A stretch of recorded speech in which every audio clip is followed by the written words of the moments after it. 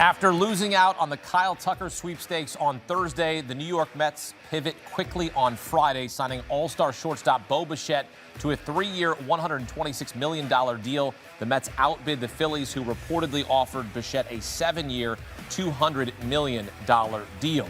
Bichette spent the last 7 seasons in Toronto, hit a career-best .311 last year. That ranks second in the majors behind only MVP Aaron Judge. The deal includes opt-outs after year 1 and 2, no deferred money, so the contract has an average annual value of $42 million. Bichette will slide over to third base with the Mets.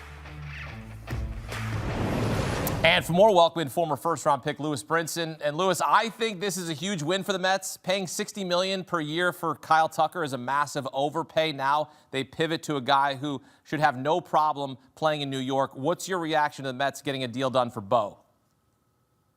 Yeah, like you said, no problem for Bo Bichette playing New York. He's nonchalant, kind of like Kyle Tucker, but at the same time, he's a guy that's going to get it done. At the same time, too, you're getting a warrior. We saw him. We were talking about it last year in the World Series. This guy had a bum knee, left knee, and he still was able to hit north of 330. So you're getting a warrior.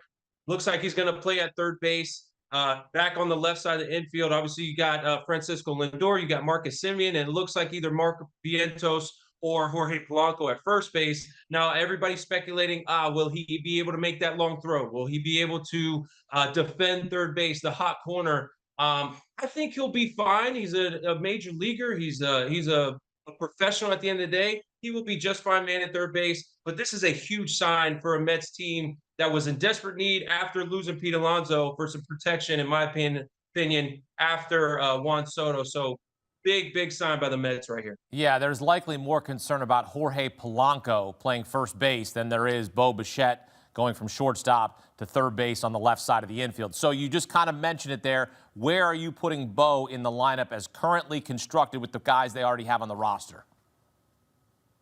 I'm putting him behind Juan Soto. He's a replacement. In my eyes, he's a replacement for Pete Alonso. Obviously, you got 50 home run potential in Pete Alonso every year, but I'm putting Bo Bichette. I'm putting the guy that is going to put the ball in play, that is going to give pitchers headaches, that can hit you 25 to 30 on a full healthy year behind Juan Soto. So I love this lineup right here. As you can see, Francisco Lindor, Juan Soto, Bo Bichette, Polanco, Vientos can maybe switch depending on who's hot, who's on the mound. Semien, Alvarez, Benj, who is going to be a good left fielder, in my opinion, going to shift over to left field. And then you got Tyrone Taylor to even out that lineup down at the bottom, more of a defensive specialist there. So they can also use Brett Beatty as well in a myriad of positions, of course, can DH him. The Mets would love to add another outfielder, but they have a need in their starting rotation. Lewis, what should the Mets do next? Go get a center fielder or a pitcher or both? I think both. And this is a hot take now, Akeem. I think they're still in the sweepstakes for Mr. Bellinger.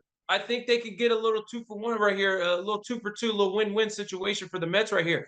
I don't think they're out on Cody Bellinger. You talk about a 3-year, 126 for Bo Bichette. That still leaves some money on the table. We all know Mr. Cohen ain't scared to spend some money. So I think they're still in the sweepstakes for Cody Bellinger there. You can go get a Luis Robert, but in my opinion, you need starting pitching. Obviously, towards the end of this year, that's what kind of knocked them off. They couldn't get the starting rotation in order. Obviously, you had the young guys coming up, but you need innings. And I think Framber Valdez is a huge pickup for this team. Obviously, he's going to give you a bunch of innings. He has thrown more innings than almost everybody in the MLB since 2021. So that guy's a workhorse. He's going to go out there, give you 6-7 innings every time. I think that's a big piece for them. Mackenzie Gore, I know the Washington Nationals have shopped him, definitely taking offers on him as well. I mean, there's a plethora of guys. Freddie Peralta is another guy that the Mets can go get. Maybe send some package over there to Milwaukee for Freddie Peralta. But in my opinion, you need to go get a Framber Valdez, somebody that's a workhorse, somebody that's going to give you innings, because that's something that they struggled with last year. Well, the Mets NL East rivals, the Phillies, lost out on Bo Bichette, but they pivot, re-sign catcher JT Realmuto to a 3-year, $45 million contract with a chance to get to $60 million. Kyle Tucker is going to get $60 million per year for the next 4 years with the Dodgers. LA now has 8 players on its roster with a contract worth $100 million. It feels like they're going to. It's more than $2 billion is what this roster looks like. But 8 players on its roster with a contract worth at least $100 million. And get this, Ohtani's and Tucker's combined AAV of $130 million is more than what 10 other clubs spent on their entire roster last season. So the reaction on social media has been loud. So I've heard this: Dodgers are bad for baseball. Why even play the season? To which I say that's a loser mentality when you say why play the season. But I get it. I'm a Guardians fan, right? Low payroll, small market. Lewis, what's your message to baseball fans and sports fans as well who are frustrated by what the Dodgers are doing and can do in this current labor situation? There's no salary cap. There's no salary floor. Right. I mean, in my opinion, and this is another hot take, I think it's great for the game. Listen, we are competitors at the end of the day. Yes, the Dodgers have enough money to go out and sign the Monstars, Michael Jordan and LeBron James, and everybody else that they need to fill a roster and win another championship. We all get that, but it puts an even bigger target on their back. We've had players that have been free agents like, hey, I don't want to go to the Dodgers. I want to be a part of the team that beats the Dodgers, that can take those guys down. Let's not forget, they were very, very close to losing a World Series, a breath away from losing a World Series last year to the Blue Jays. So it's not like they're a shoo-in. I'm not handing them the trophy right off the bat right now. So in my opinion, yes, the Dodgers are probably the favorite to win the division, win the World Series for the next, umpteen years or so, with the salary and the All-Stars and just the Hall of Famers really that they have on their roster. But this is not over. The season still needs to be played. It's a 162 game season. Let's not forget also, we got some guys that are up there and that are running up there in age. Freddie is 36, Mookie's 33, Teo's 33, Rojas is 36. I mean, some guys are getting a little older, but the Dodgers again get a guy that's fundamentally sound, and Kyle Tucker, a guy that fits that lineup perfectly, going to slide into the 7 spot. But I think personally, again, I think it's great for the game, and let's see who could take them down. Yeah, I mean, look, the Marlins, who spent like $67 million, a club you played for, they spent $67 million last season. They can't compete with the Dodgers, right? Guardians, I mean, they can try to get there.